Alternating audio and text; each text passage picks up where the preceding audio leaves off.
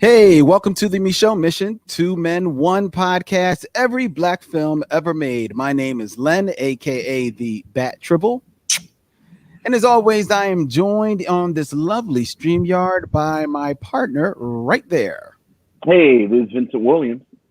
Tonight, ladies and gentlemen, we are taking a look inside the Inside Man from 2006, and helping us to take this look is our very special guest, Marc Bernardin, in the building. What's up, Marc?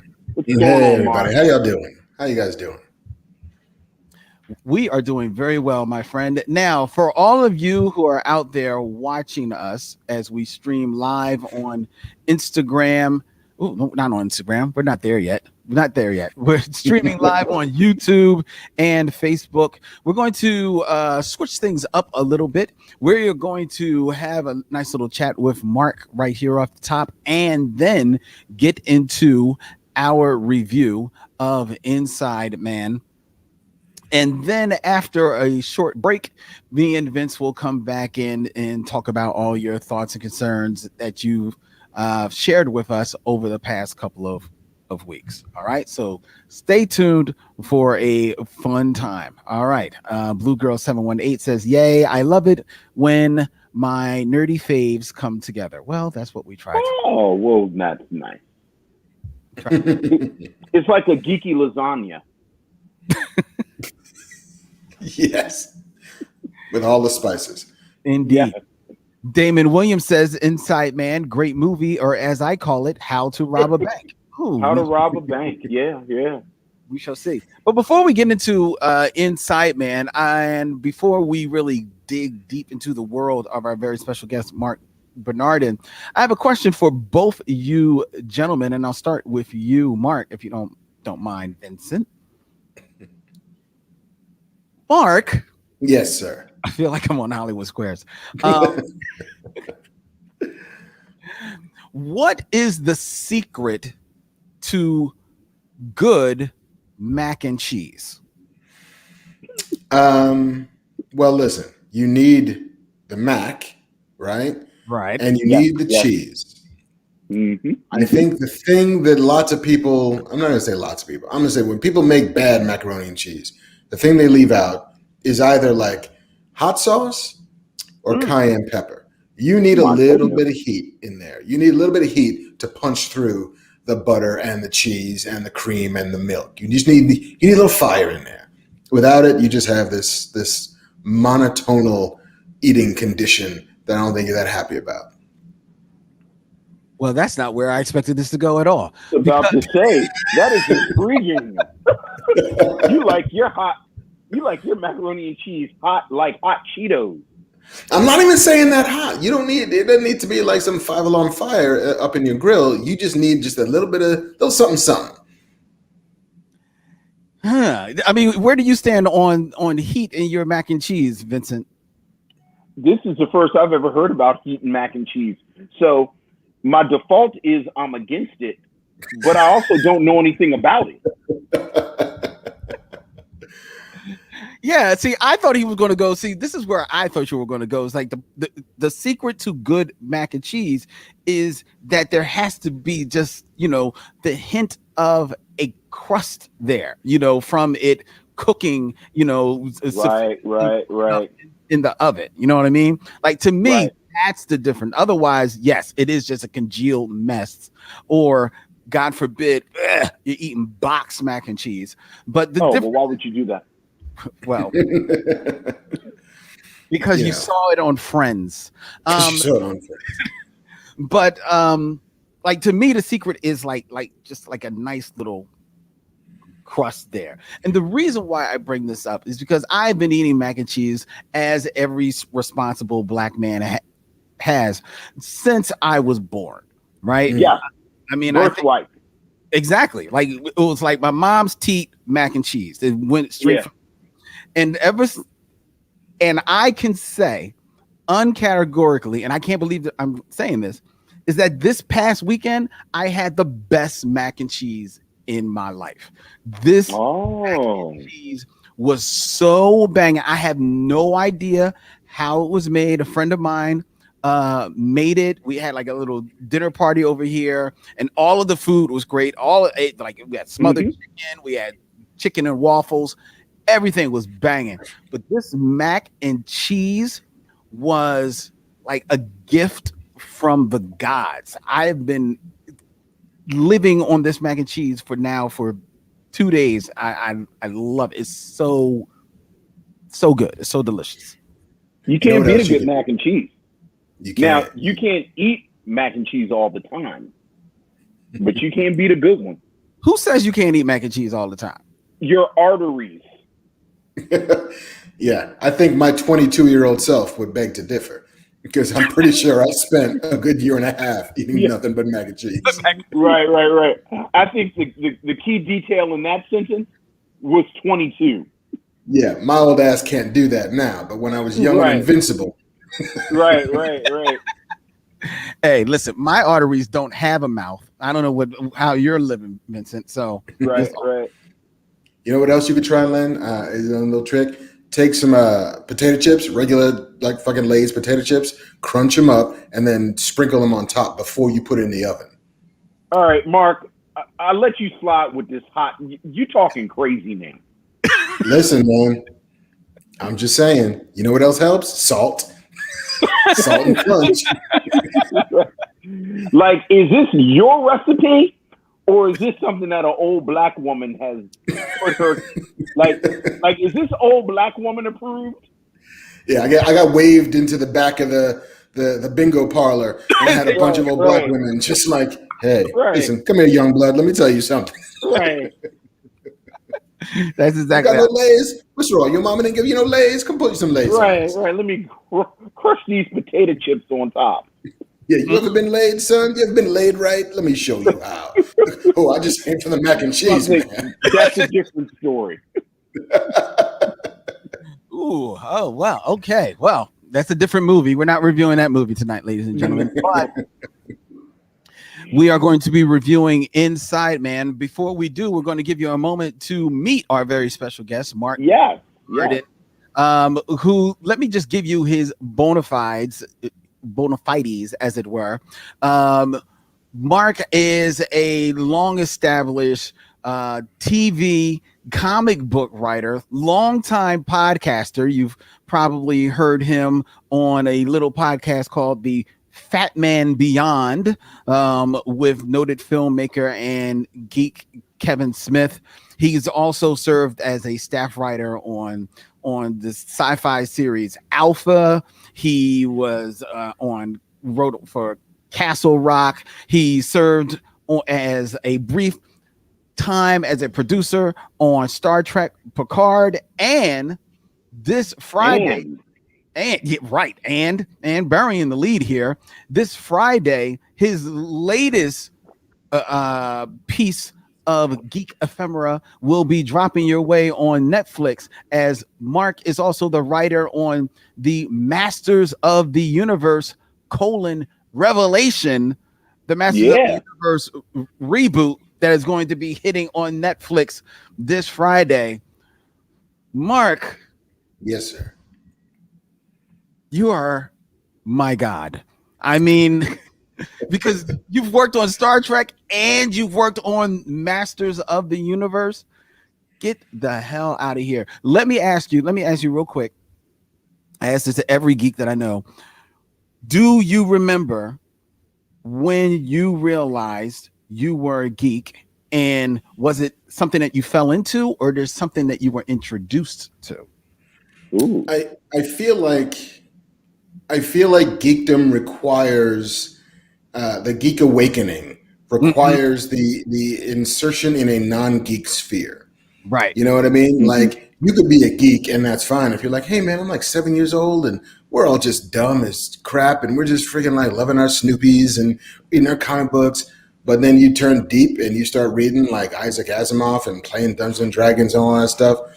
You need to then go into the normal world and find people who will then look at you funny because you do the things you do. Right. You know, it's like, oh, wait, you're doing what now? We're all going to go play basketball and you want to go read these choose your own adventure books. Yes, I do. I have to choose my adventure, and my adventure right now is not playing basketball with y'all. And so I feel like I discovered that in like middle school. Like elementary school, you're all still young and dumb and nobody knows any better. But like middle school is when like cliques begin to form. When like there's your jocks and there's your nerds and there's your library kids and there's your theater kids and the goth kids and whatever. Like all the Ferris Bueller taxonomy of middle school and high school takes place. Right. And that's probably when I discovered that even though I was on the football team and still in like the architecture classes and still helping build sets for theater crew, that the other stuff that I was doing, like going to the comic book store every Wednesday and, you know, picking up the latest Sega Genesis game and playing Dungeons and Dragons with my friends, was a thing that not lots of other people did. And that was just for like me and my little crew. But I've loved it. Who was your crew? Well, you know, like it was this other weird crew, a dude named like Adam Freeman, who is still a very good friend of mine, who I co-write some comic books with. A guy named John Schotter, Chris Riley. Those were like my nerd boys, you know. And then there were like the boys who I played sports with, and then like the other boys who I was in this thing with. Like it was just like, let's gather and collect all of these people to make the life that you want to live. See, I was kind of like you. I don't think I was as well-rounded a geek. Like I wasn't on the football team and all that type of stuff as you, but I was definitely like that.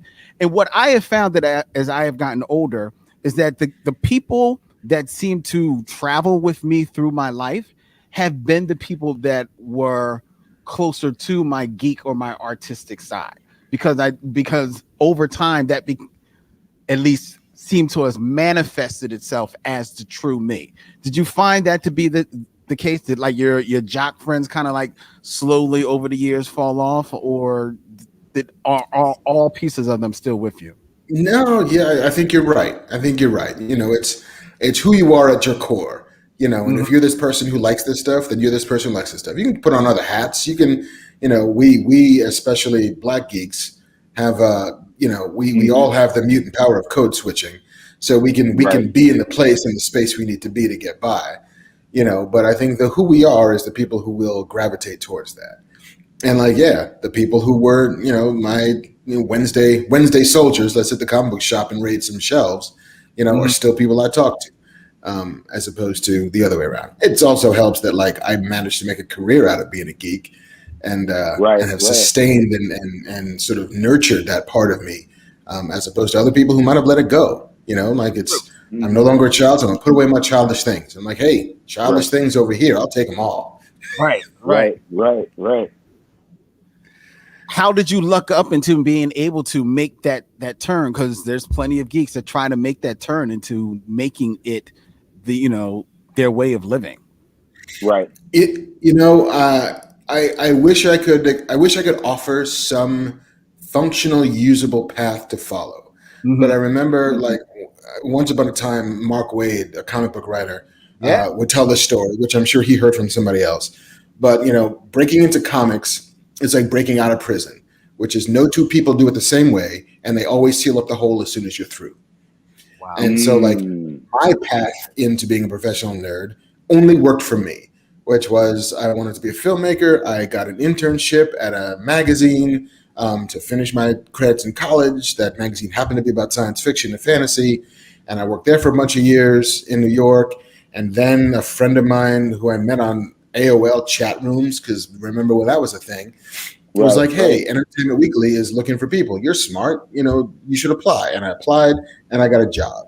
And I got a job just as like things were beginning to bubble. Like this would have been like mid 90s, like 94, 95, 96. Okay. A couple years away from like Spider-Man blowing up, like X-Men, you know, Matrix, like the world was beginning to shift in a sort of way that you needed a geek if you were going to be conversant in pop culture. And I was the geek at Entertainment Week. I was the one who read the comics and who knew the references and loved anime and dubbed Hong Kong movies. And like, I was that dude who just happened to be in the right place at the right time, you know? Right. And I was there for like 13 years as their sort of geek nerd and loved it, and was there for the sort of rise of Comic-Con, and was there to introduce comic book coverage in the magazine, and was able to meet all of these people in all of these spheres. You know, I wish I could say that it was some like well-diagrammed plan, some page out of a playbook that I stole from the gods and was able to run. But it was just luck and sort of fortitude and ultimately never denying who I was, which was this person who loved this stuff. And the world happened to shift to make it attractive to be this person in a way that it had never been before in the history of the world.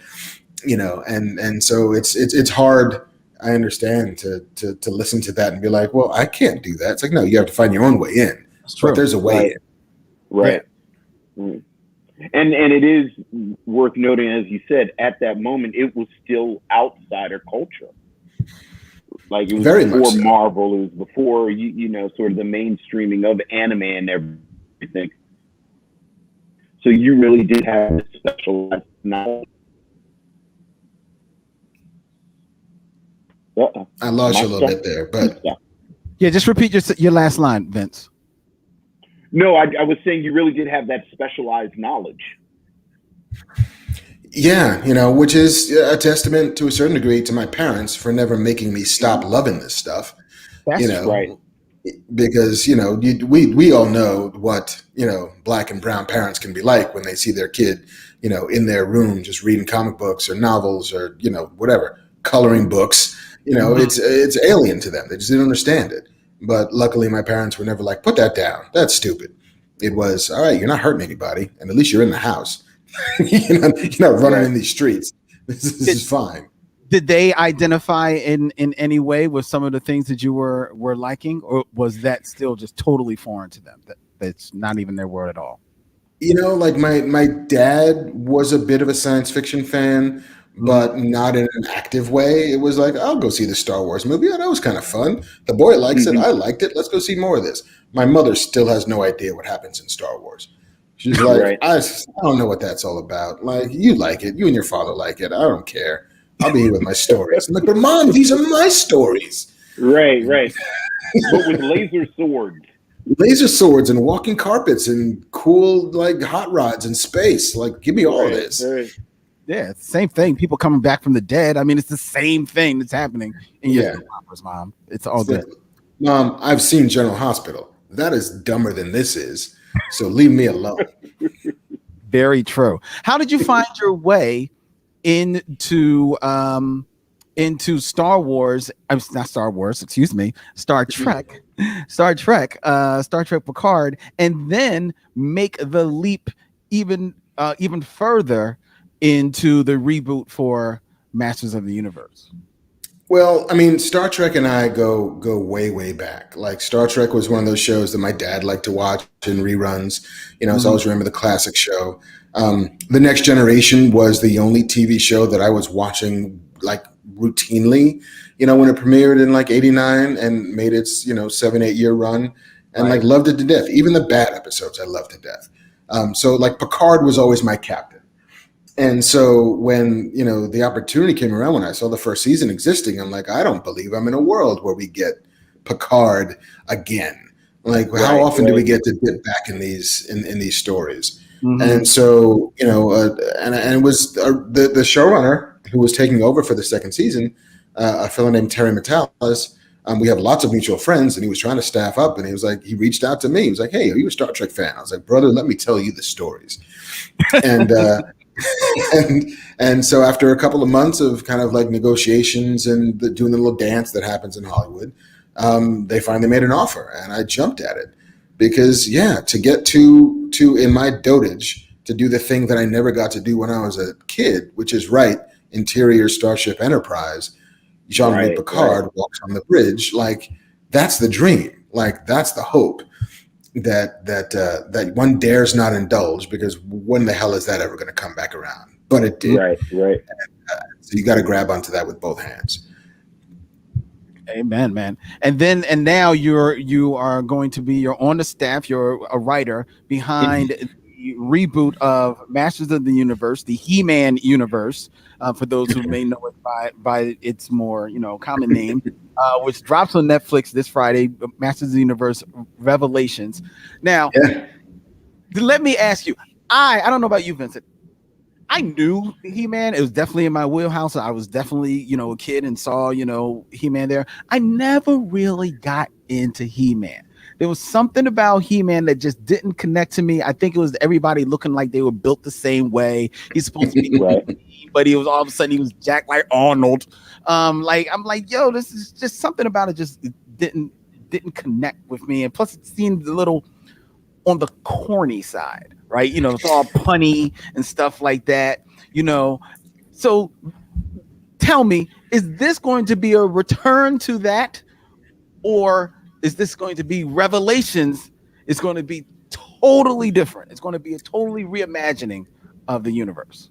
The way that Kevin Smith, who's the showrunner and the sort of creative godfather behind the Masters of the Universe Revelation, always described it as was like it's as if we are picking up where the like 80s shows stopped, but also doing it through an adult mindset, which is we're not invalidating anything that came before. We're still playing the spirit and the tone of what came before, but now there are stakes. Like now there are relationships that are real. Now, like when information gets dropped, it affects people. When death is a possibility in a way that it never was before. So it still has a lot of that kind of like just the weird, daffy, childish vim and vigor to it. But then like it goes in some serious places and there's some serious moments. And I too was not a He-Man kid. I was a Thundercats kid. Right. Like that's where I swang. And so when Kevin was like, "Hey man, do you want to write a He-Man cartoon?" I was like, "Yeah, all right." Like I'm not gonna say this is my jack. I know it. I watched it, but it doesn't. I don't live and breathe it. But he's like, "That's okay." Like I'll be that person. Our executives at Netflix who have all the toys and have had them since they were 9 are that people. So like we just need to be the people who know how story works and who knows how drama works and can bring that to something that never got that love before. All right. Sharon Eldridge actually has a question for you. She wants to know whether or not Cringer will be appearing. I don't think this is a spoiler, but I will say yes. There will be some Cringer. And there's some really fun stuff that happens with Cringer and Battle Cat this time around. So yes, if you're a Cringer person, you're going to get some Cringer. All right. Very good. And George Kimona, hearing you say that it's going to be more, what it was before, but maybe through a more mature lens. It means that, in other words, we'll see Man at Arms smash with the Sorceress. I don't know if we'll see that, George. But... Yeah. Keeping it classy, George. Keeping it classy. I don't think so either. But then again, there's still some of the episodes I haven't seen yet. So I don't know. By the time we get to episode 5, it's like, oh, we're doing this now. Oh, damn, we're gonna sell some different kinds of toys. One word: Fisto.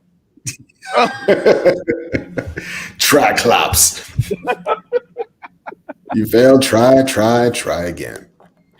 We're going to get into our review of the film Inside Man, starring Denzel Washington and Clive Owens and Jodie Foster, directed by Spike Lee. We'll be answering the question of whether or not this is indeed a Spike Lee joint. But before we do that, we have our very special guest, Marc Bernardin, here. And while also being a writer for Star Trek and for Star Trek Picard, for Masters of the Universe, he is also, as you heard him say, he's a professional geek, but he is a comic book writer as well. He's got tons of comic book credits to his in his wheelhouse, but right now he's got a very cool new comic book, Adora and the Distance, which is available on Comixology. It's a Comixology original comic that is really something special, and I know it holds a near and dear to Mark's heart. The story is a YA fantasy graphic novel that follows the adventures of Adora, a brave young woman of color who lives in a fantastical world with underground pirates, ghosts, and a mysterious force called the Distance, which threatens to destroy it all. And this is a new book that actually just hit the market in June ladies and gentlemen. So it's out there for you to check out. That Marc Bernardin is the writer. He's teamed with an amazing artist, Ariella Cristantina, who is the artist on this project. And let me tell you, it is a beautiful sight to see. Adora, though, I know Marc is. I don't know. I don't know if I want to call it your dream project, but reading in your history, I know that this was something that you have been trying to make happen for quite some time, and I think that is primarily because it is inspired by your relationship with your daughter. Yeah, I mean, it's my daughter's now 18 years old, and she is on the autism spectrum. And she was diagnosed when she was about two and a half. My wife, as most wives do, will remember the dates better than I do. And when she was diagnosed, it started me kind of wondering, because she's not particularly verbal. She doesn't really have that much access to her own emotional state. And so she can never really tell me what she's feeling.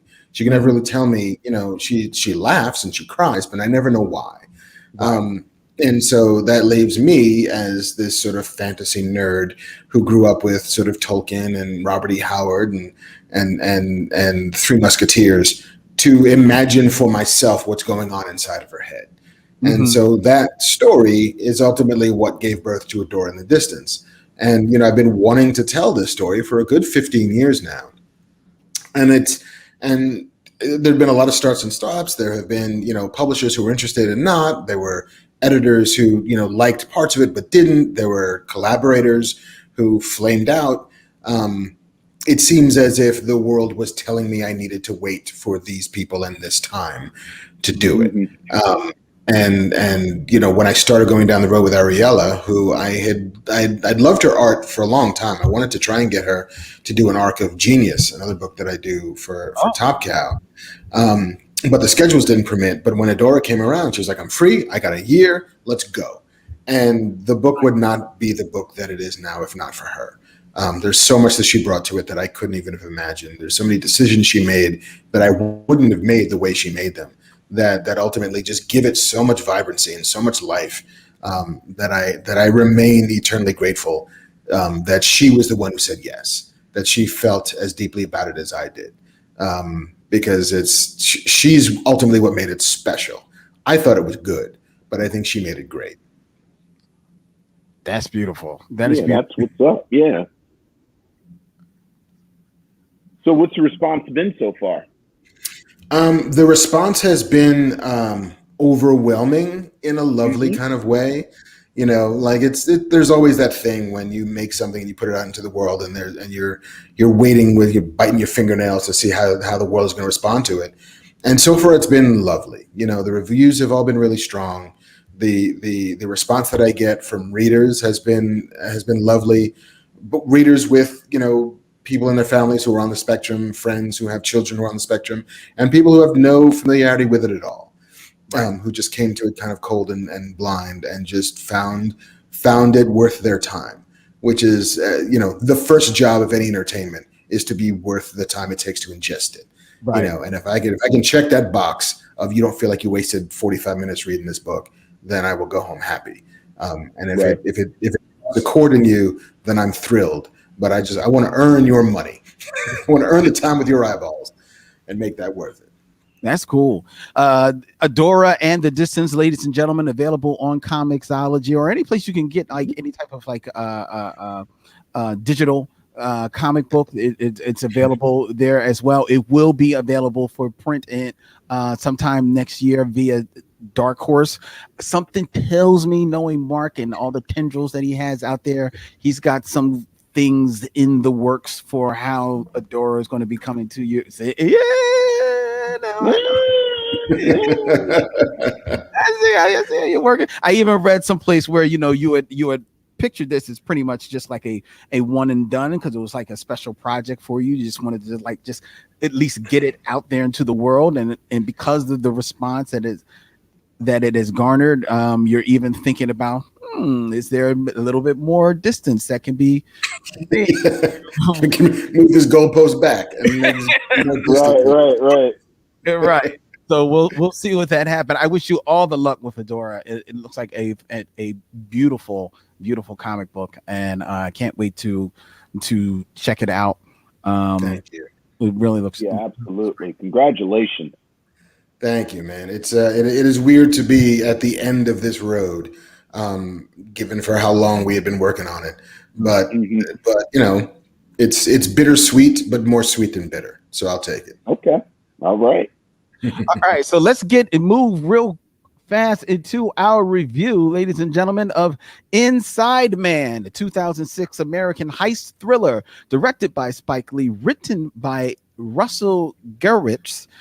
It centers on an elaborate, and that's elaborate with a capital E, bank heist on Wall Street over a 24-hour period. The film stars Denzel Washington as Detective Keith Frazier, the NYPD's hostage negotiator, Clive Owen as Dalton Russell, the mastermind who orchestrates the heist, and Jodie Foster as a mystery woman of power and prestige.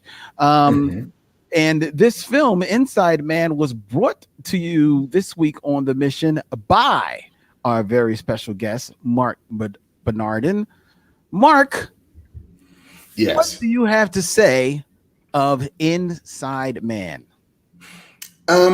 Inside Man it feels a little on the, I'm not going to say the fringes of Spike Lee's, sort of resume.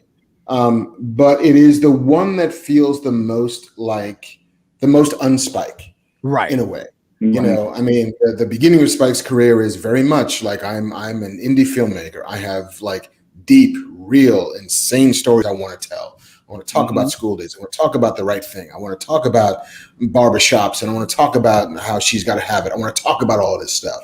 Yeah, but Inside Man was originally supposed to be a Ron Howard movie. Like he was the first director on it, and he dropped out. There was another filmmaker who never engaged, and then they went to Spike, who I think had found the script and already liked it. And so the spike of it comes in on the edges. The spike of it comes in casting Denzel Washington and casting Chiwetel Ejiofor. This is the first time I saw Chiwetel in anything. And the New York that Spike occupies, the filmmaker, is very present in this movie. The plot is still, it's a bank heist. It's a thriller. It's a suspense film, but it's the fringes, the colors, it's the lens flares of it that make you feel that it's Spike.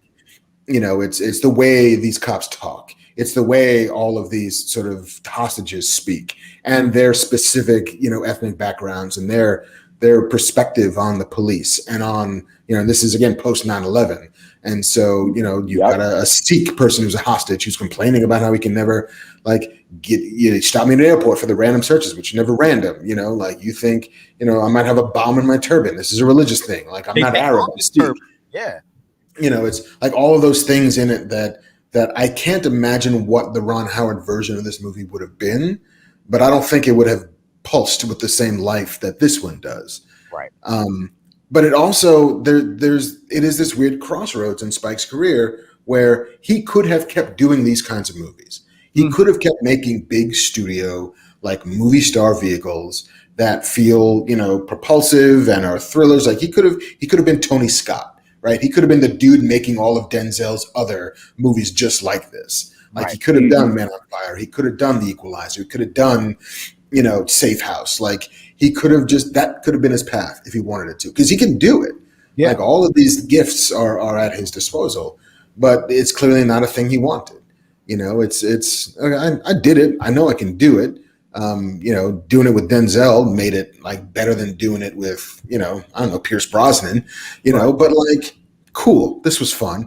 I'm gonna go off and do this stuff now. The stuff that I feel like I was called here to do. And so it's just this weird unicorn in Spike's career that I think is just interesting to look at as the Spike we could have gotten and didn't, and the sort of that moment in time where all of these things came together. And this cast is bananas, who I can't imagine have shown up for anybody else. Like, I want to do a Spike Lee movie. says Christopher Plummer, Mm-hmm. says Jodie Foster.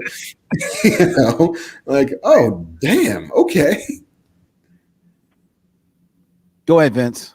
Yeah, no. I 100% agree with everything you said. I always think of Inside Man as that group of films, as part of that group of films, what I call Spike Lee's second wind. And, you know, I kind of grouped 25th Hour in there, Summer of Sam, this. And as you said, these are films that don't necessarily feel like the Spike Lee film at the center of it. You know, just to add to what you said, it's very much New York, but it's not Brooklyn, which is where Right. you know, Spike, you know, sort of Spike's heart. But there is that pulse, there is that life to it. I think this is one of two times he worked with the cinematographer, Matthew Libatique. He worked with him on He Hate Me, which is a film with a lot of challenges.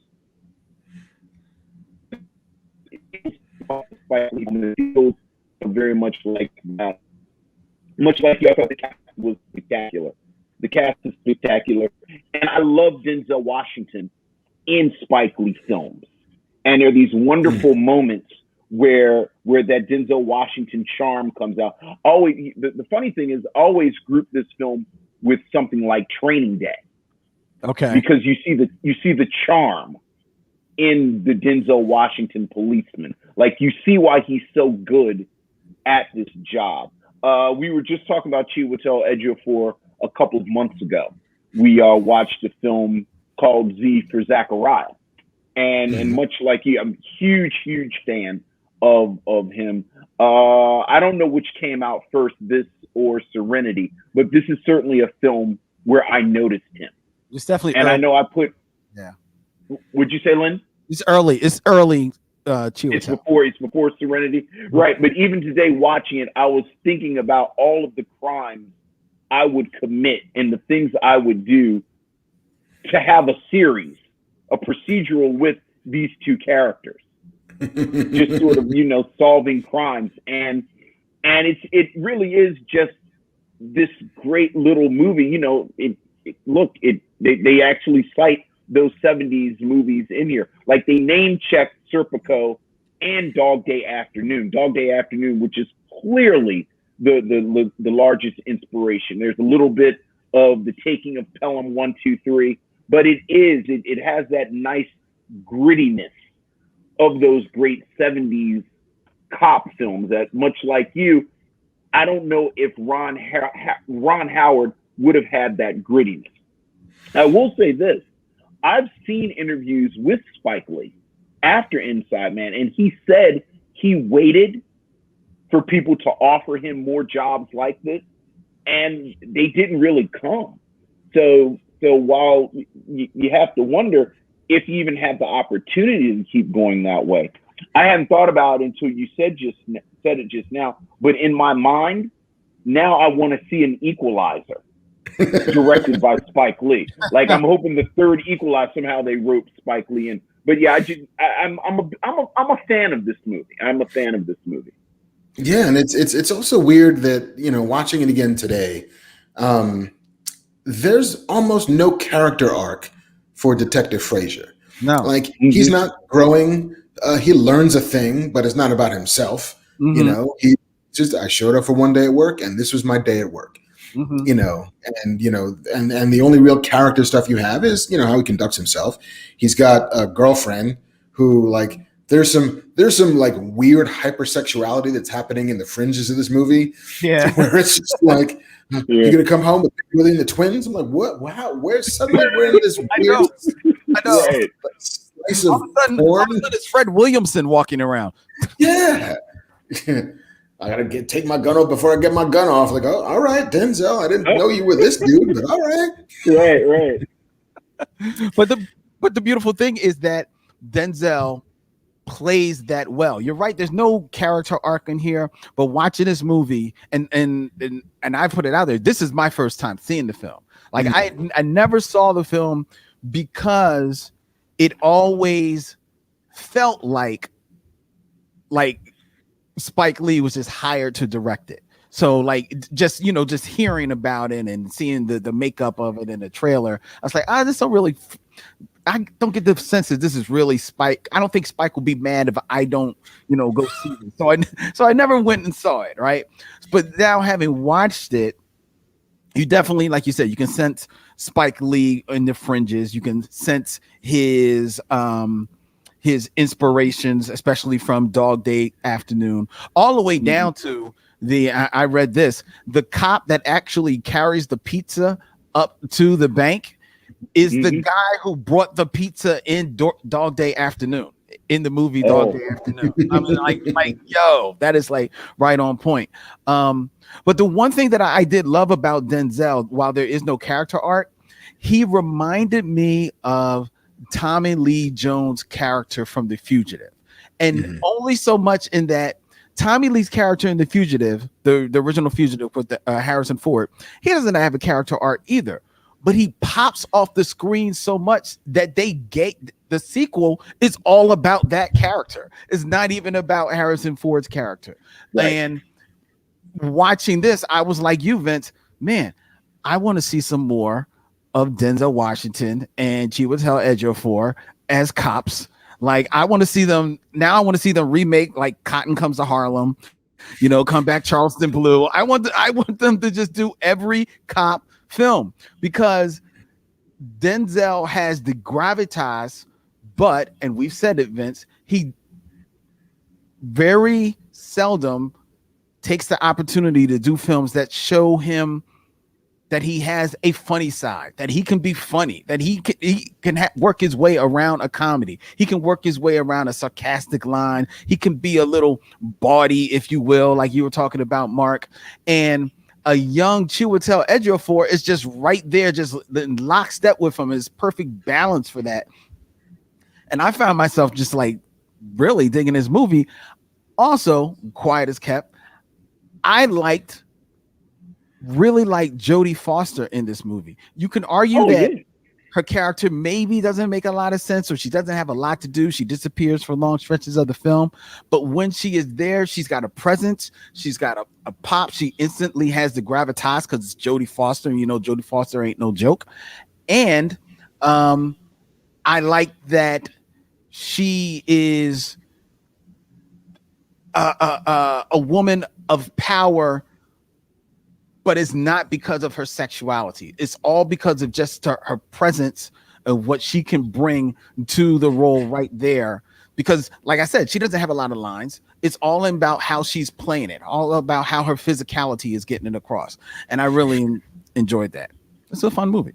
Yeah. I mean, there's ooh, does that mean Magic Echo again?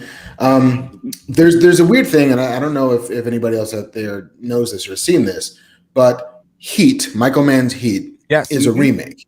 And it's a remake of Michael Mann's own TV movie called LA Takedown. And so you can go online and you can kind of like compare and contrast the diner scene between, De Niro and Pacino, and then whatever two knucklehead actors they had cast for the TV movie. Right. And it's the same dialogue. It's not like he rewrote the scene. Just, I want to do it better. So I'm going to get a better cast. So watching what amazing actors can do with the same material compared to like journeyman guys on TV is really instructive, because looking at Inside Man, lots of these roles are nothing roles. Yeah. It's like, yes, Jodie Foster's just playing mysterious fixer lady who can make everything possible. Christopher Plummer's just playing kind of like nefarious philanthropist who might have done a bad thing. Both Chiwetel and Denzel are playing just detectives in the NYPD. But like, they take these roles and they make something out of it. They create this interior life. They create this dynamic between Chiwetel and Denzel. Like, all of these things have life because the actors that got cast bring that life to it. Because there's not a ton of it on the page. Like Clive Owen is great, but you barely see his face. Right. You see dead face because he's almost always behind a mask and his glasses. He's doing a lot of voice work. But it's still fascinating and captivating. And like movies like this, I tend to slot in with like Ocean's 11, which is, let me look at these good actors having fun and also the competence porn of a heist. Right. Like Right. everybody here is smart. Nobody here is stupid. He's got a plan, and his plan is going to work. Even when your hero finds ways to muck it up, he's ready for it. That feeling of the crazy smart people ramming at each other at high speed and what's going to break first.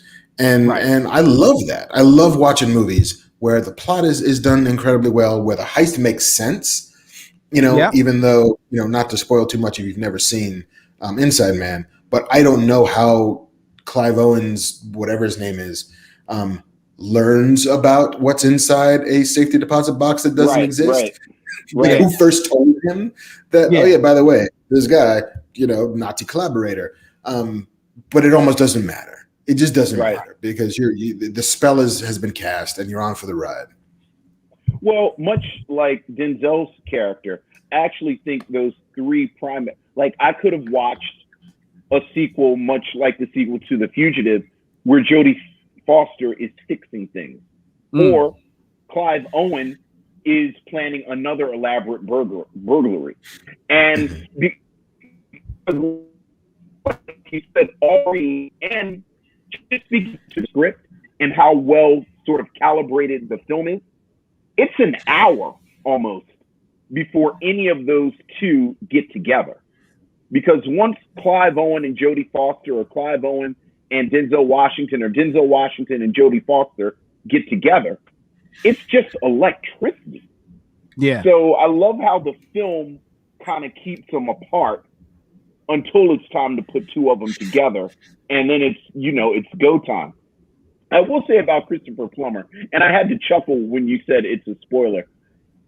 In the history of old, vaguely European white guys with a secret, is it ever not Nazi shit? Like, it's always Nazi. It's like, oh yeah, he was a Nazi.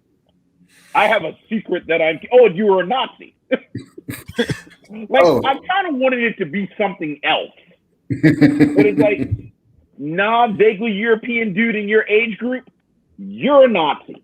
Yeah. Or friends with Nazis. Yeah. Either way, Nazis are involved. Hey. You know the saying, if it's 10 Nazis at a table and you're the 11th person at the table, it's a table with 11 Nazis.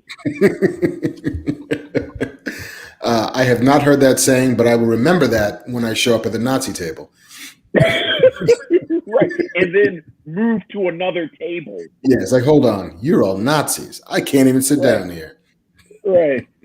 Well, here's the thing. He wants to keep it secret, yet he still has the badge. Like, he's like, why have you like, that's the first thing that goes into the furnace. He's still got the badge. Because again, you are a man of a certain age with a vaguely European accent. People are looking at you kind of funky anyway. Right. But it's also like, is he just playing the long game where he's like, I'm not sure if the Nazis aren't going to come back. And he didn't know the world that he'd eventually encounter 15 years. Right. It's like, I might still need his passport. It's like 2006. He's still kind of playing the angle. Yeah. If only he held on to like 2018, he could have brought out his Nazi passport and had whatever he needed. Well, there you go. There you go. He got caught before it came in handy. He got caught before oh, wow. So now I need a sequel to Inside Man to see what he was doing during the election. Yeah. Like, who paid for all that? Who's the dude who's paying for Facebook to hack the elections? I think we're writing the sequel. I mean, and I think you guys are completely right in that it feels like a pilot for a TV show. To a degree. It feels as if, because I could 100% watch, Detective Frazier and his buddy just solve crimes and negotiate hostages and be detectives or whatever. Mm-hmm. Every now and again, they would bump into, Madeline, whatever, Jodie Foster's character is. There's the juice of, here's Willem Dafoe, who shows up for the sweeps week, and here's all of that is there if you want it. The big bad is Arthur Case, who's now out for revenge, given that, Detective Frazier wouldn't let it go. It's like, all right, well, I'm going to spend a season squeezing your nuts, man. Squeezing Big Willie and the twins just to make sure that you never get any happiness. We're acting like this couldn't be an HBO series. But anyway, what The speaking of like what you said about how smart this film is, at least for me, never at no moment, despite how great Denzel Washington is in this film, and despite the level of intelligence that he shows in this film, at no time do I feel that he has in any way an upper hand on Clive Owen's character. And what I appreciated about this film is that that holds true all the way to the end of the movie without spoiling anything. It holds true the whole way because almost any other film, there's this moment, whether or not it feels contrived or just, well, usually it is contrived, where this super smart villain or bad guy just makes this one really dumbass mistake, and that's all it takes. And this guy doesn't at any time. And I loved that the film, let him work to the heights of his intelligence from the beginning all the way to the end. I really appreciated that. And it's also great that Denzel is secure enough in his ego to allow for the movie to still be formulated that way. Because there's 100% the version of this movie where Denzel, says, hey, listen, Spike, you know what I got to do in this third act here? I got to shoot the bad guy. Like, he can't get away with it. Like, we can't have that be the way this movie ends. But he's like, no, it's better this way. I'm going to still find out who did it. I'm going to find out why he did it. But it's never going to stop the bad guy from doing his thing. I'm just going to solve the crime. Yeah, yeah. And then it ends with a sweet part, and I'm not going to spoil it, but a sweet little piece of ambiguity that you're not quite sure about exactly what's going to happen as far as the Denzel Washington character. I got it. I know what he's going to do. I know what I would do. Let's put it that way. Right. But in a way, it kind of circles back to that little character beat about this missing money connected to his character at the very beginning. Oh, yeah. And I appreciated how, because I also, for whatever reason, it's been like a Denzel-a-thon in my house. And so I watched Taking a Pelham 123, which is also about just New York public servant who is under shadow suspicion over taking money that was not supposed to be taken. It's like, is this just what we're doing to Denzel to give him character depth, make him shady? All right.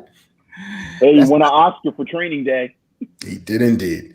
Shady's his middle name. Amen. So, Mark, before we let you get out of here, let me ask you: would you recommend that people watch Inside Man?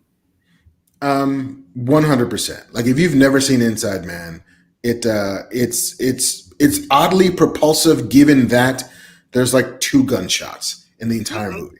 It is not a movie about cops and robbers in the traditional sense. It is a movie that deals with things like race and class in subtle ways that make it, a worthwhile addition to the Spike Lee canon, while not being about race and class. And it's fun. It's fun with great performers working at the top of their game with, full possession of their gifts. And if you've never seen it, I bet you $100 you will not figure out the way Clive Owen gets away with it at the end. No. And that's worth it. That's worth the price of admission. Yeah. Like, give me a good crackerjack thriller that I can't see coming. I'll take it. What about you, Vince?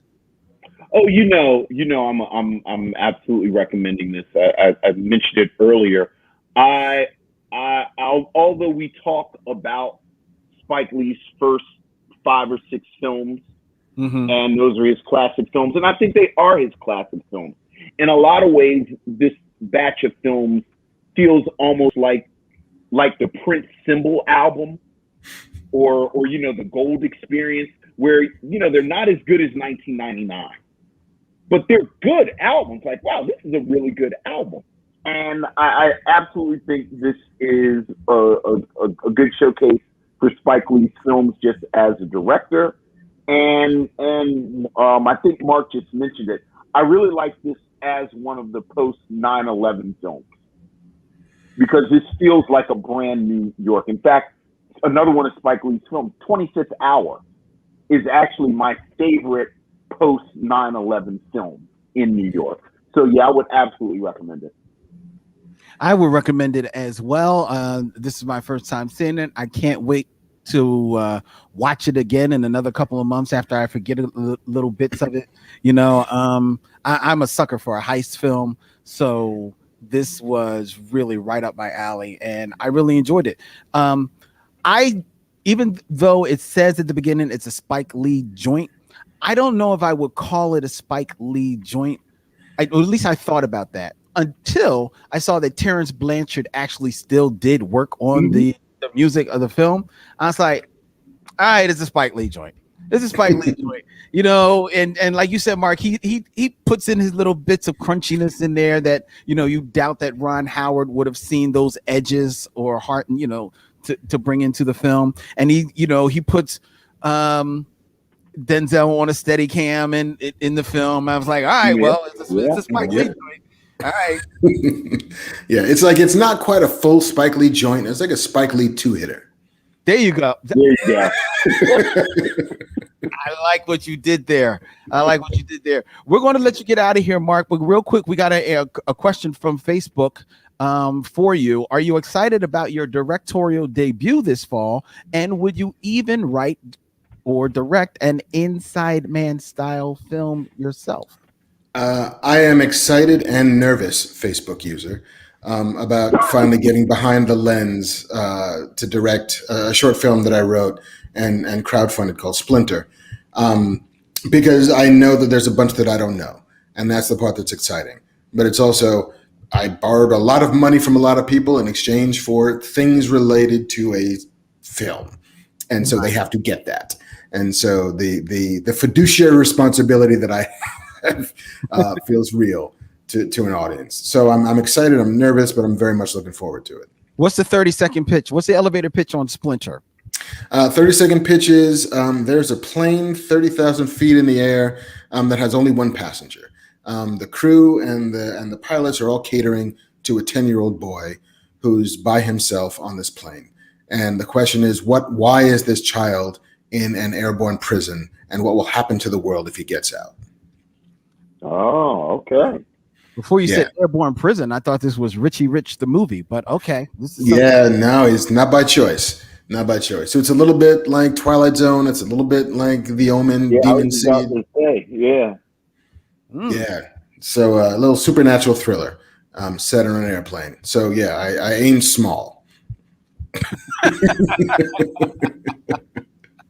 Well, we can't wait to check that out. Can't wait to invite you all, ladies and gentlemen, to check out everything Mark does, but especially Adora and The Distance, available now on Comixology or wherever you get your digital comics and comic books. You can check out Mark on the Fat Man Beyond podcast. It's a little podcast, it's not the show mission, but it's a little. We all can't be in the show mission. We all got to scroll by. But Mark, we really, really appreciate you taking the time to sit down and talk with us and talk some Black movies. And if you had a good time, you're more than welcome to return, brother. Anytime. I would love to. This was fun. All right. Thank you. We are going to let Mark go now, ladies and gentlemen. We're going to take a short break. We're going to give you some trailer talk. Yes, George Kimona, trailer talk is coming. And then we're going to get into the rest of our show. Good night, Mark. Take care, buddy. Take care, everybody. Be good. All right. Mark is out, ladies and gentlemen, and now it is just Vince and I. Hey, Vince. I can't hear you. Talk, Vince. Can you hear me? Now I hear you. All right. Yeah, I think like delay there for a second. All right. Yeah. Well, that was fun. That was fun. That was a good time. I enjoyed that. I don't know if we covered it, Vince. We were talking to Marc Bernardin, and we're talking to him about He-Man, which is going to be debuting on Netflix. Were you a He-Man fan? No, I feel like I was a little old for He-Man. Yeah, me too. Well, I shouldn't say that didn't stop me from liking Justice League. No. Just sort of, I was right there on, like, my brother was more of the Transformers G.I. Joe guy. Mm-hmm. And I was kind of along for the ride. Mm-hmm. And then He-Man was right outside. Like, all of those kind of glorified toy commercial cartoons. which is definitely what He-Man was. Yeah, we're kind of fell out, but I respect the game. I Most respect the fandom. They've all been rebooted to a point. He-Man has been rebooted. Thundercats has been rebooted. Right. Voltron has been rebooted. Some to and quiet as kept. Thundercats was been rebooted twice. The second reboot I didn't really like. The first one I actually really enjoyed. Voltron's reboot I actually love. Transformers they just won't let them die. Right. I can't even say they've been rebooted. They just never gone away. Is there any piece of your childhood that you would love to see rebooted? I know you. You're going to say Johnny Quest. No. See, my problem is the stuff that I like, I don't want them to touch it. Oh, you're one of those guys. You wanted to kind of like it's. You know what? I think the Hanna-Barbera stuff is pretty perfect. Like that sort of Herculoids, Birdman, Space Ghost. I would say Speed Racer. I don't think Speed Racer ages as well, like the whole series. I think there are great Speed Racer episodes. Okay. But as a show, I would be up for a reboot. That's interesting because I feel the exact opposite from you in regards to the Hanna-Barbera, that superhero line. Like Space Ghost never got, I never locked on Space Ghost. Space Ghost looks cool, but at the end of the day, if you put him in handcuffs, he's done because he can't get to the buttons on his wrist, right? So Space Ghost never did anything for me. What I would like to see rebooted, and I think it would be really dope, is the Herculoids. I think the Herculoids could be made just really, really lean into the kind of like fantasy Conan of it and made to be like really, really dope. You know what? I actually just remembered one. I'd like a real balls to the wall Thundar the Barbarian. Well, wait a minute. Thundar the Barbarian, that basically is Conan. No, but like actually go for it. Because remember, Thundar, they destroy the whole planet in the opening credits. Oh, that's true. That's true. Billions of people die in the opening credits. Right. And then everyone just sort of pulls themselves out of the wreckage. Mm-hmm. Mm-hmm. And then it's just bananas. Okay. All right. I see you on that. Janine in the chat is shouting out the Jetsons. Okay. All right. The Jetsons. George Kimona is saying Bionic 6. Bionic 6 was strangely interesting. Yeah. I know the song. I couldn't tell the series. I didn't like the fact that they played with you with the Bionic 6. They would never actually say that Bionic 1 was Steve Austin. Like they would come this close to saying it, but then they'd never actually say it. And that bothered me. Yeah. Like I want them to commit that this was an actual sequel to the $6 Million Man. I don't know if it actually was supposed to be though, Vince. But they played with your emotions with Bionic 1. Okay, all right. I've thought about this much more than I probably should have. Probably. Like the way he dressed, his character design, and every now and then they would make some reference like he was an astronaut or something. And I used to, I was like, just say he's Steve Austin. Just say it. And they never did. No, and that bothered me about Bionic 6. Jeffrey Thomas asked, wasn't there a Johnny Quest remake? There've been a couple, and they've been terrible. Yeah, I don't remember them being any good. And Damon Williams, your brother, wants to see a Robotech live action. Can't go wrong, Robotech. Yeah. See, I Robotech. Yeah, you can't go wrong with Robotech. I'm a sucker for Star Blazers myself, but Star Blazers. But that too may be because of the song. Robert Monroe Jr. says Space Ghost was my show. When I was a kid, my mother would save the toilet paper rolls so I could color them and put them on my forearms. How skinny were you? Then he'd tie one of my brother's diapers. Oh my God. I appreciate that. That's good parenting. That's not good parenting. You need a diaper. There's bathrobes. Hey, Dude, I tied a bathrobe around my. I didn't tie a diaper around my head to be a cape. here's the thing about the diaper. How big is It's the actually baby? short enough. It's actually short enough. What kind of diaper is big enough to be a cape? Unless you're diaper man.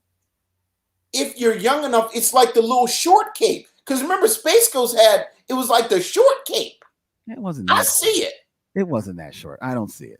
And how skinny were you that you got your arm into toilet paper rolls? He didn't even say like paper towel rolls. He said toilet paper rolls. Hey, let that man have his childhood memories. don't sound like memories. Not to me, but all right, whatever. All right. Have we trailer talked? We've trailer talked.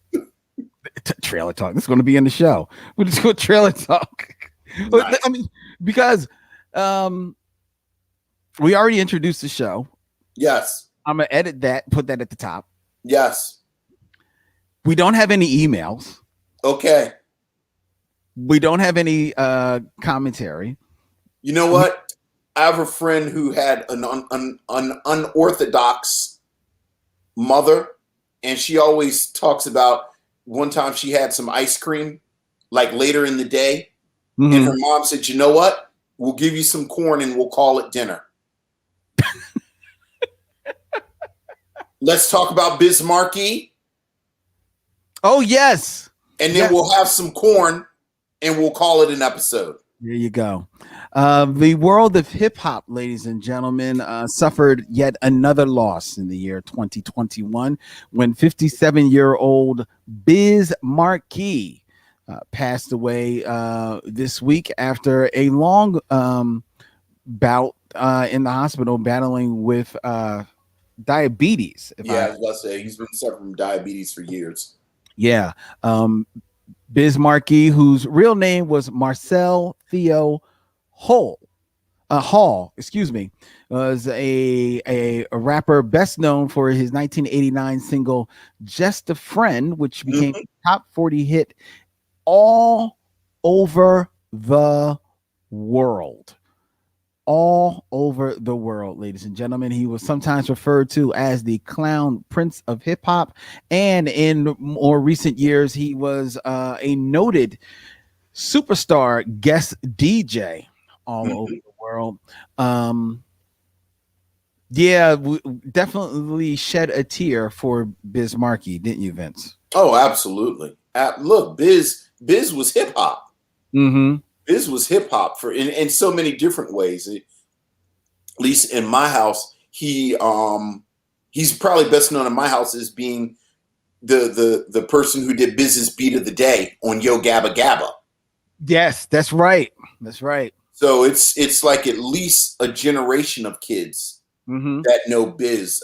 My son is into the reruns and a couple of things. He watched the rerun of one of the live shows, and Biz started doing Just a Friend.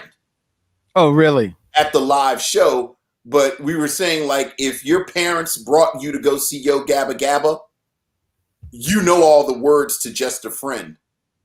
And Adam actually said, "Oh, that's the song from the car," because if Just a Friend comes on, that's now a family affair. Like everyone knows Just a Friend.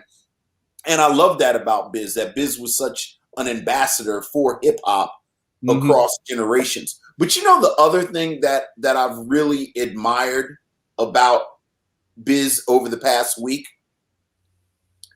I think Biz really embodied, appropriately enough, because we were just talking about blurs and being a black nerd. Like everyone talked about how Biz had like a lunchbox collection and he was kind of geeky. But there really was this moment in early hip hop where there was a lot of overlap between black geek culture, hip hop, kung fu movies, all this stuff that we talk about. And Biz Markie embodied that. Yeah, definitely. I think probably more so than anybody when he came out, he personified that, because even that marriage that you're talking about of hip hop and geeky and kung fu and making it cool, to me, came about around the time of Wu-Tang, right? Mhm. But Biz precedes them. Right. And I don't know if Biz made it necessarily cool, but he made it acceptable because because he was unapologetic in his geekdom, right? Like I interviewed DMC of Run DMC, and he talked about how geeky he was as a kid and even at the time of Run DMC, but just because of the nature of hip hop, he felt that he still had to put on the costume of DMC in order to get out there on stage and become this other persona. Right. With Biz, there was no other persona.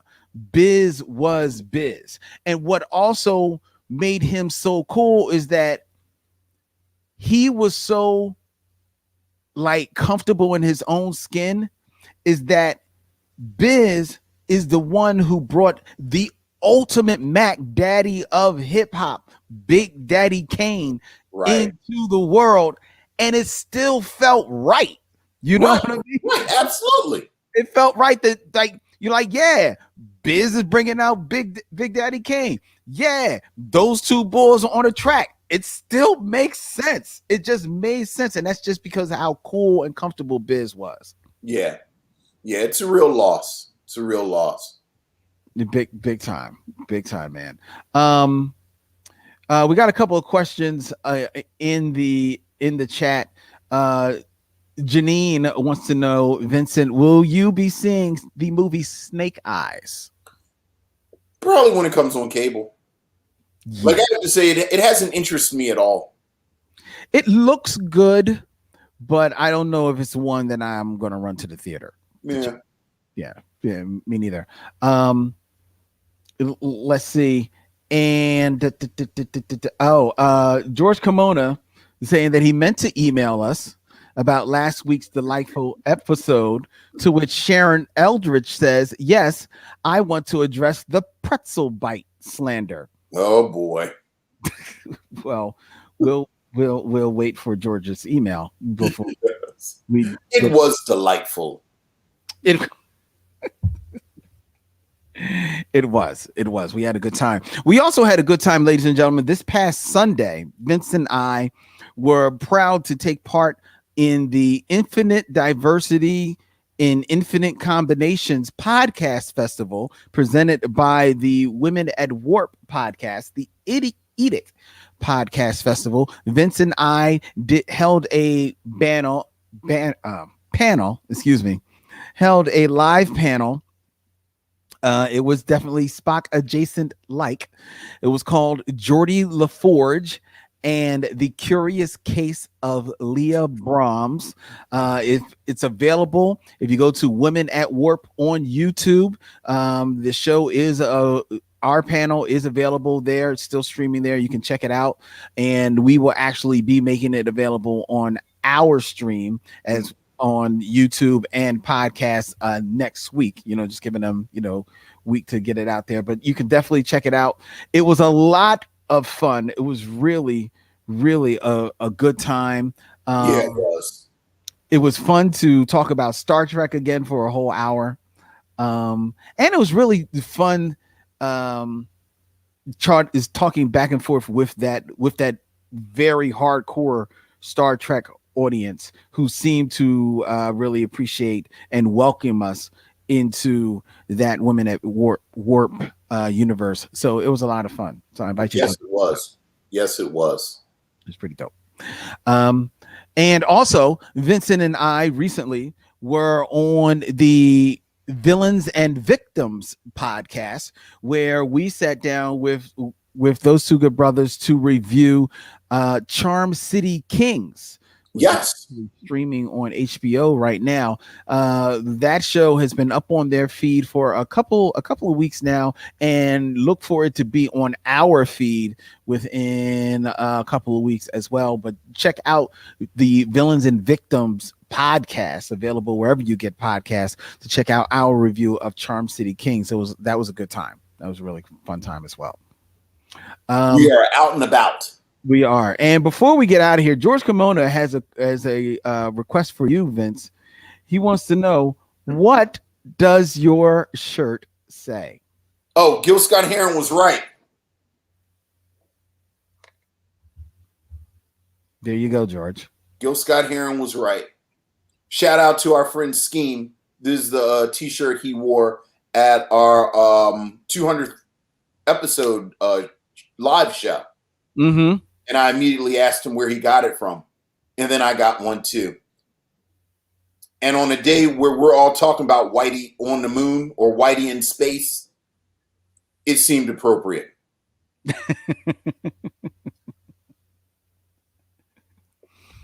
Well, they're talking about Whitey in space every place, but not here. Not here. No. And not in Summer of Soul. How about that? How about that? How about that? Like how prescient was that? Talking about the disconnect between the space race and the audience of Summer of Soul. And now we're talking about the Amazon guy who pays less taxes than me and you. Yeah, well, true. In space. In space. Gil Scott Heron was talking about this damn near 50 years ago. Amen.